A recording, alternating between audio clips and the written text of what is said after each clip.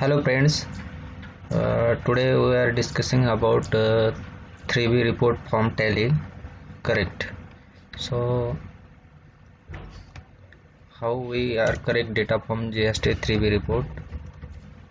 So I have correction all the data, but I will making video so other people so कैसे correct data आना चाहिए, uncertain transaction वगैरह नहीं आना चाहिए, इसके लिए मैं ये वीडियो बनाया है। तो ये अभी सितंबर का डेटा है, इसमें देखिए सेल का रिपोर्ट भी बराबर आया है और ये रिवर्स चार्ज भी बराबर आया है, IGST भी आया है, CGST HGST भी आया है और ये परचेस का है।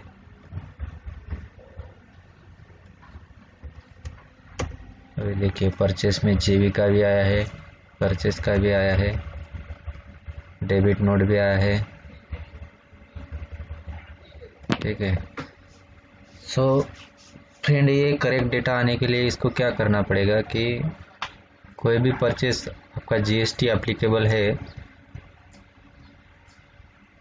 तो उसमें ऐसा JV का लेजर बनाना पड़ेगा। जैसे कि ये देखिए परचेस का अगर 12% है तो 6% वाला वो अलग होना चाहिए, परचेस 18% का अलग होना चाहिए, 28 का अलग होना चाहिए, परचेस 5% का अलग होना चाहिए, IGST का भी अलग अलग होना चाहिए। ठीक है। जैसे कि डेबिट नोट रहेगा तो परचेस रिटर्न में जाना चाहिए, उसका एक अलग लेजर बनाना चाहिए। ये देखिए परचेस IGST इसका भी अलग आना चाहिए, परचेस सर्विस का ये भी आना चाहिए। और जैसे कि आप GST में JV मारते हैं तो JV में भी अलग अलग करना चाहिए। जैसे कि ट्रांसपोर्ट है तो उसके लिए आपको RCM वैसे डालना पड़ेगा। ये देखिए अभी ये ट्रांसपोर्ट चार्ज का मैंने 2 बनाया है, ये इंटरस्टेट का भी अलग बनाया है। अभी ये ट्रांसपोर्ट चार्ज है, इसके लिए हम RCM, इसमें कोई भी बिल एंट्री रहेगा तो अपने आप RCM आ जाएगा। तो इसके लिए क्या करना पड़ेगा, इसको डायरेक्ट एक्सपेंस जाएंगे ना, तो ये मेन फंडा है दोस्तों। यहाँ एप्लीकेबल करेंगे तो अपने आप वो GST के रिपोर्ट में आएगा। तभी देखते हैं अभी एप्लीकेबल किया, यस करेंगे तो मेन यहाँ आपको परचेस टैक्सेबल डालना है। उसके बाद यहाँ रिवर्स चार्ज यस किया तो आपको अपने आप वो एप्लीकेबल आएगा और वो रिपोर्ट में दिख जाएगा आपको। और जैसे भी क्या होता है, कभी कभी एरर क्या होता है कि हम कोई भी नया लेजर क्रिएट करते हैं तो उसमें पहले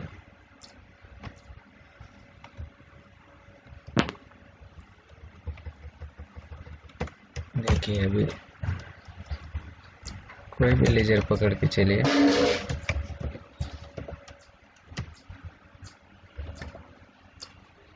जो एक्सपेंस में डाल दीजिए, डायरेक्ट एक्सपेंस हो कोई भी हो।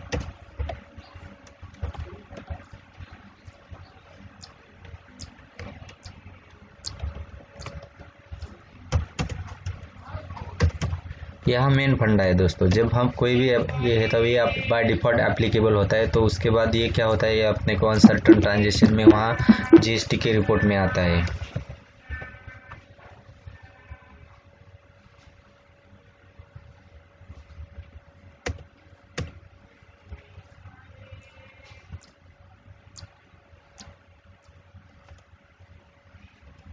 यहाँ शो होगा आपको अगर आपने करेक्ट डेटा नहीं डाला है तो।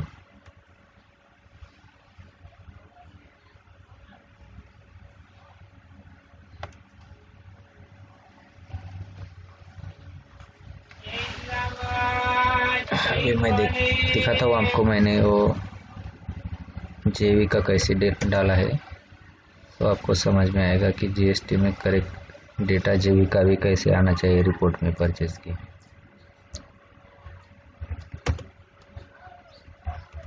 देखिए जनरल रजिस्टर है अपना सितंबर का, देखेंगे। देखिए अभी MSCB का हमने लेजर किया था, वो पहले अकाउंटेंट ने क्या किया था कि इसको ये देखिए अनआइडेंटिफाई किया है तो वो अपने आप नहीं आएगा GST के रिपोर्ट में, बाय डिफॉल्ट जाएगा। जैसे कि सिक्योरिटी चार्ज है, अब इसके ऊपर पहले टैक्स कैलकुलेट रिपोर्ट में नहीं आता था, तो मैंने क्या किया, इसको एप्लीकेबल किया है और यहाँ इसका टैक्स पकड़ा है, परचेज टैक्सेबल, इसके बाद टैक्स। तो यहाँ एप्लीकेबल नहीं किया है क्योंकि ये जो बंदा है ये जीएसटी पेड करता है। कोई कोई क्या करता है, आरसीएम रहेगा तो यहाँ यस करोगे तो वो कैलकुलेट में नहीं आएगा, वो आरसीएम में दिखाएगा अपने को। जैसे कि अभी ये ट्रांसपोर्ट चार्ज, ये भी क्या करता है बंदा कि जीएसटी पे करता है, तो इसको भी वैसे ही हमने एप्लीकेबल करके देखिए 12% IGST। तो ये सेपरेट लेजर बनाओगे तो आपका अच्छा रिपोर्ट आएगा। मतलब आप कोई भी लेजर क्रिएट करोगे, ये देखो रिपेयर मेंटेनेंस में 2 किया मैंने। जैसे कि जीएसटी का बिल रहेगा तो इसमें लेने का तो अपने आप रिपोर्ट में दिखेगा, और रिपेयर मेंटेनेंस है इसको देखिए, इसको नॉट एप्लीकेबल किया तो ये आप रिपोर्ट में नहीं आएगा। मेन फंडा यही है कि आप डेटा कैसे करते हो टैली में, इसके लिए आपको रिपोर्ट अच्छा आता है। देखिए 62 रिटर्न में है, पार्टिसिपेट में है, नॉट रिलेवेंट में देखिए काउंटर आता है, ऑर्डर वाचर है, नॉन जीएसटी ट्रांजेक्शन, ये सेल परचेज करा। देखिए अभी जितने भी लेजर्स है तो आपको क्या करना पड़ेगा, वो पूरा लेजर्स आपको चेंज करना है, उसको नॉट एप्लीकेबल जीएसटी करना है। देखिए ये सेल्स ऑर्डर है, परचेस ऑर्डर है,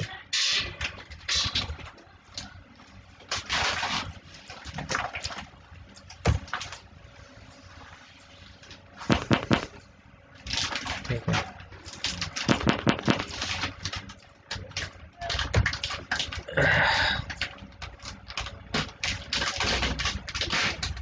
सो फ्रेंड, अभी ये डेटा के ऊपर हमको डायरेक्ट जीएसटी में फिल करना है सितंबर का जीएसटी। तो चलिए जीएसटी के पोर्टल पे जाएंगे।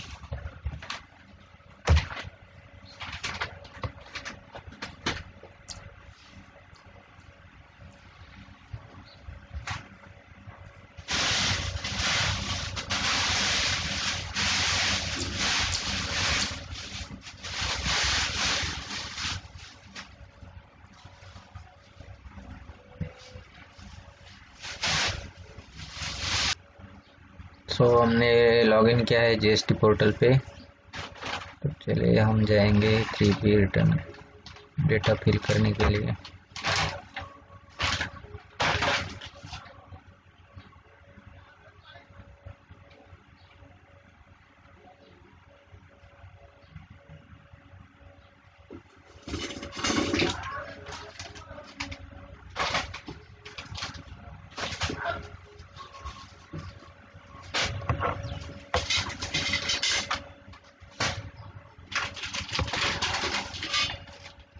ऑनलाइन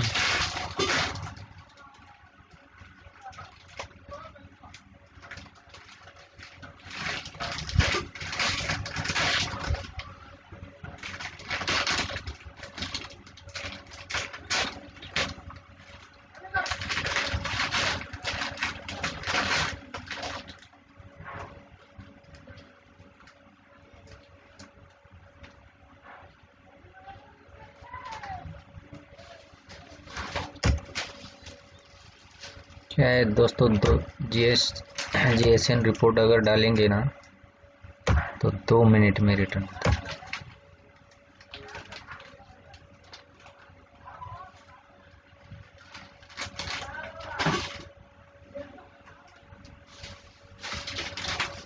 देखिए अपनी जीएसएन फाइल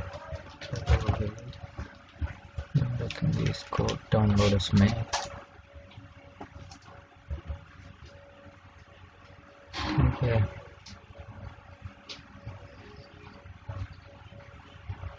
Q2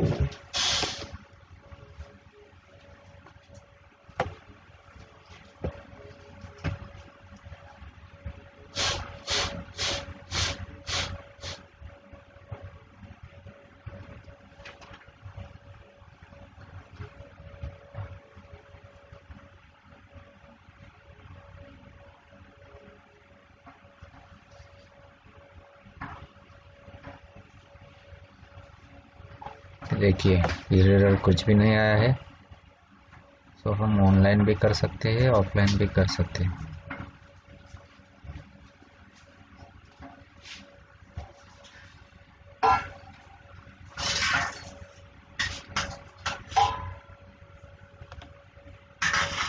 अभी बहुत लोगों को ऐसा क्वेश्चन है कि जीएसटी में अभी टूबी में जो भी डेटा आएगा वो वही रिटर्न में लेना है। ऐसा कुछ नहीं है दोस्तों, थोड़ा बहुत कम ज़्यादा कर सकते हैं, लेकिन अपने पास एक्चुअल बिल है उसके हिसाब से ही हम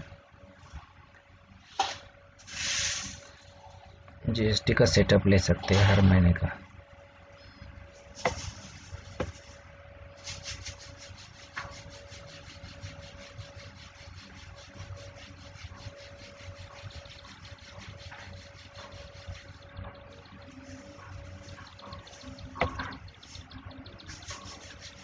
देखिए दोस्तों ये क्या है, क्या कुछ पता नहीं,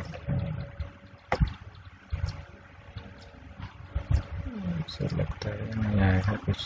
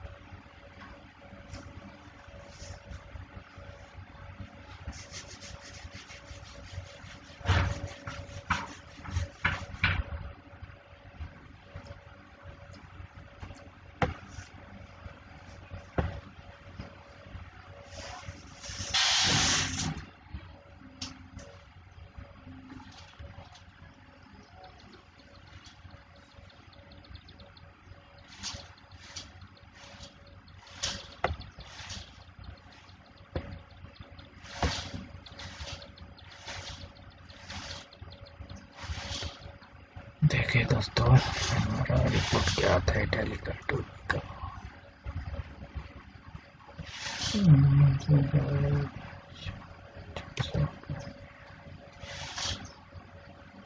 गलत आ रहा है।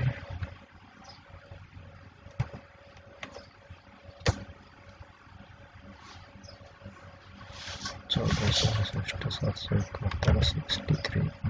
00228 बराबर आ रहा है। RCM का 720 120 620 620 ये बराबर आया है। इसके बाद 25 का लिखते हैं।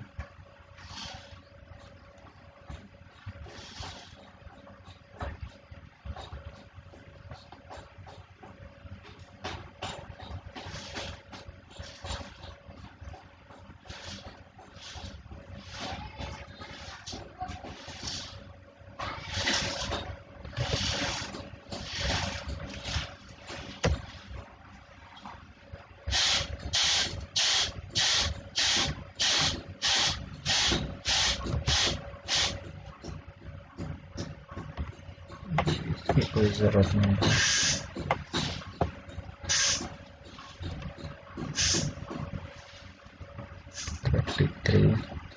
-2.52 35007 35007।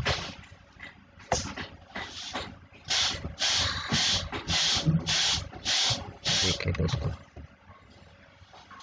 पूरा मैच हो गया है। बच्चा 1486 मतलब यही है ऊपर का।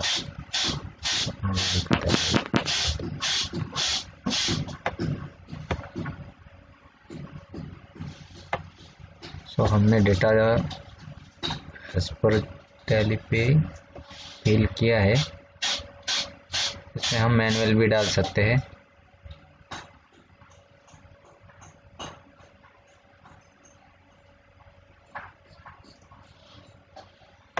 इसके बाद ये सेव करना है, प्रोसेस टू पेमेंट करना है, और बता दूं कि ये डिजिटल सिग्नेचर करके इसको अपडेट करना है, बाकी कुछ नहीं है। और डिजिटल सिग्नेचर का कुछ इश्यू नहीं रहता है, वो एक्चुअली जब हम